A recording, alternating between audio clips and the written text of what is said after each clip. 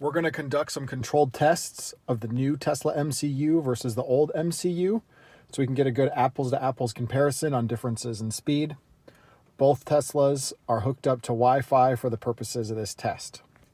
So I'm going to start by navigating to the destination in Southern California, Marina del Rey, which is the Tesla delivery center.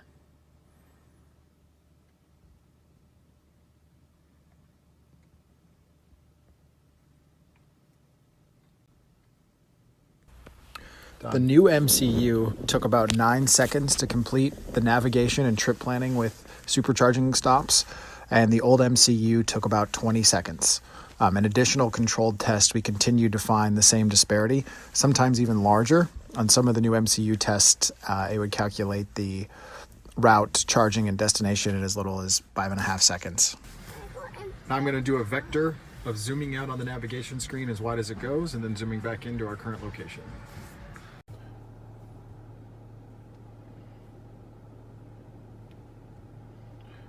Not a surprise, the old MCU does a lot better with vectoring.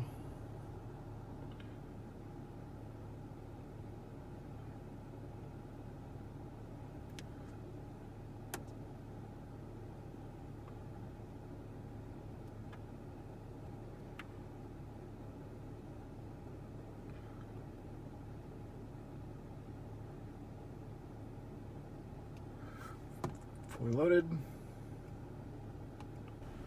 When testing the manual map navigation with vectoring, I noticed that it was hard to navigate with the old MCU because the delay in response times from my finger inputs and the responsiveness of the screen. So it would result in me kind of sliding all over the place on the map, places I didn't intend to go, because the screen wasn't responding fast enough to my input. Versus on the new MCU, I didn't really have that issue at all. We're going to do a controlled test of the dash buttons. We're going to navigate from the left button all the way to the right, one in a row. As soon as each screen loads, I'll press the next button and we'll see the difference in speed.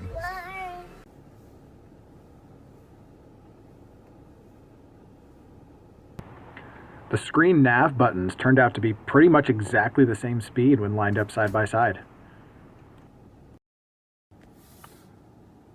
Now we're going to navigate from google.com to tesla.com.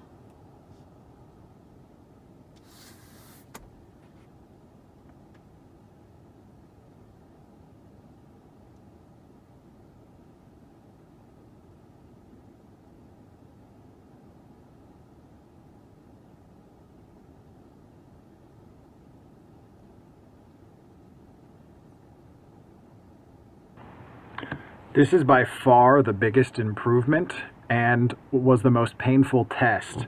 The web browser loading time for web pages on the old MCU is just unbelievably slow, almost unusable, versus on the new MCU. 10 seconds isn't bad for rendering the Tesla homepage. You know when it's done as soon as done. The MCU upgrade is something that a lot of owners are being pretty vocal about online and social media, asking for a retrofit. Is it going to be upgraded with firmware? Rumor has it a firmware upgrade's coming that's going to improve the performance for existing MCUs. It's unlikely to be as fast as the new MCU. I think that's just unrealistic because the new MCU does have a new processor, but I think we can anticipate to see the old MCU improve as Tesla continues to push out software updates. And it's super awesome to see this new MCU come out. I'd love to have it. I'd love to be able to buy that as an upgrade if they ever make it available.